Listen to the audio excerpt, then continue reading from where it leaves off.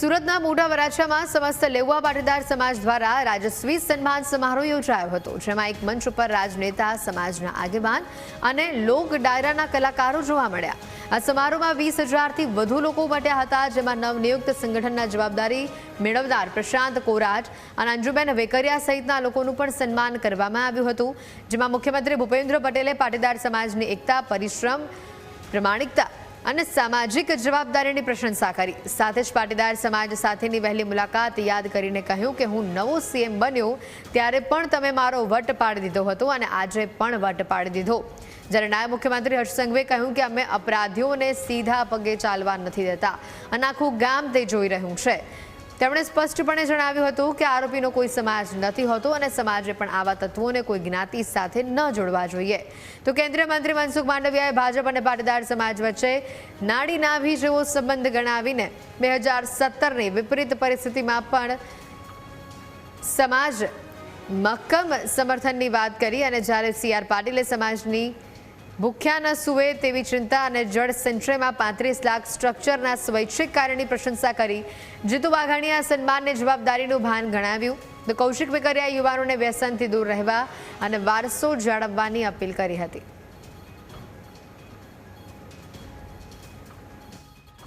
સરદાર સાહેબનું લોખંડી મનોબળ અને દ્રઢ સંકલ્પ શક્તિ એ આજે પણ પટેલ સમાજની આગવી તાકાત અને ઓળખ બની રહ્યા છે.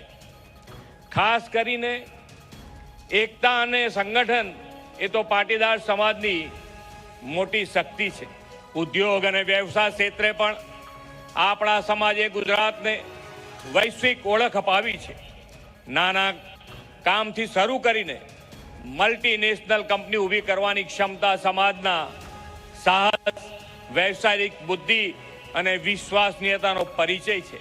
સુરત અને દક્ષિણ ગુજરાતે આજે ડાયમંડ, ટેક્સટાઇલ, સ્ટાર્ટઅપ અને સ્માર્ટ સિટી તરીકે જે ઓળખ મેળવી છે તેની સફળતામાં પણ પટેલ સમાજની ઉદ્યોગ સાહસિકા ભાવ અને પરિશ્રમનો પરસેવો કેન્દ્ર સ્થાને છે. અને આ હર્ષ સંઘવી અડધી રાત્રે ફોન ઉચકીને એ ગામની અંદર ગમે તેવો લુખ્ખો ટપોરી હોય એને સીધા પગે ચાલવા નથી લીધો ને આખા ગામે એના દ્રશ્ય જોયા હશે અને અહીં બેઠેલા સૌ લોકોએ જરૂરથી એ દ્રશ્ય જોયા હશે. અને આજે સમાજના સૌ આગેવાનોએ જ્યારે એમાં મક્કમતાથી રાજ્ય સરકારની આ મુહિમને, મુખ્યમંત્રી શ્રીની આ મુહિમને જો તમે સૌએ સિક્કો લગાડીને કીધું કે હજી વધુ કડકાઈથી કામ લો, તો અમે તો હજી એ વધુ કડકાઈથી કામ લેવા માટે હંમેશા તૈયાર છે.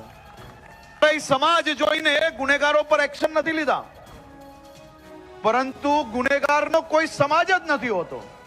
ગુનેગાર એ સમાજનો દુશ્મન હોય છે અને ગુનેગારને મજબૂતાઈથી એનો કઈ રીતે હિસાબ કરવો જોઈએ એ ભૂપેન્દ્રભાઈ પટેલની સરકાર સારી રીતે જાણે છે. કે અત્યારે વ્યસન અને ફેશનની દુનિયાની અંદર ક્યાંક આપણે આપણી સંસ્કૃતિ પણ ના ભૂલી જઈએ. આપણી સંસ્કૃતિનો આપણો વારસો એ આપણે કાયમિક માટે જાળવી રાખવો પડશે. આપણે પણ આપણા જીવનની અંદર કોઈ વ્યસન ના આવે એમના માટે પણ આપણે પૂરેપૂરી કાળજી રાખવી પડશે. વ્યસનના કારણે પરિવાર પણ બરબાદ થતા હોય છે. આપણા કમાયેલા નાણાં એ હોસ્પિટલમાં જતા રહેતા હોય છે, એવું પણ ના થાય એની પણ કાળજી રાખવી પડશે. હવે તો ભૂપેન્દ્રભાઈ દાદાના નામે ઓળખાય છે. દાદાનું બુલડોઝર પણ ફરી રહ્યું છે.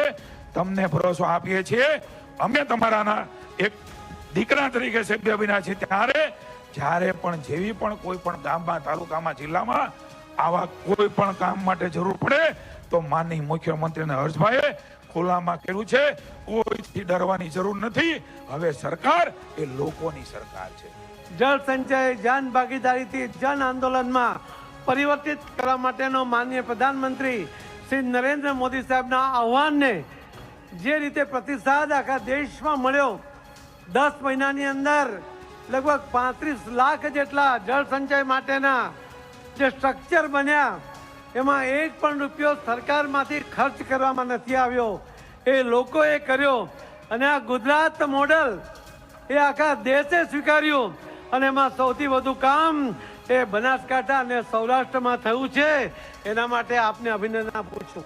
ભારતીય જનતા પાર્ટી અને પાટીદાર સમાજ એમના વચ્ચે નાડી અને નાભી જેવો સંબંધ છે.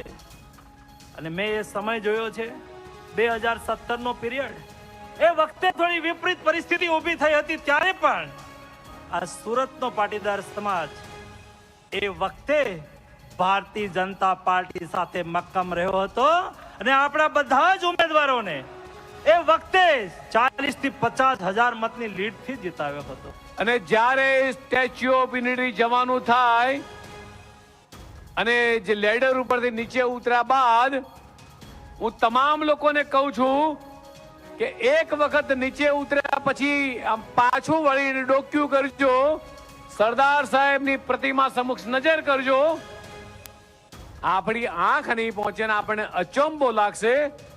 આટલું મોટું વિરાટ સ્ટેચ્યુ આપણા સરદાર સાહેબનું, આટલું મોટું સન્માન એ દેશના યશસ્વી પ્રધાનમંત્રી માન્ય મિત્રો મોદી સાહેબે આપ્યું છે.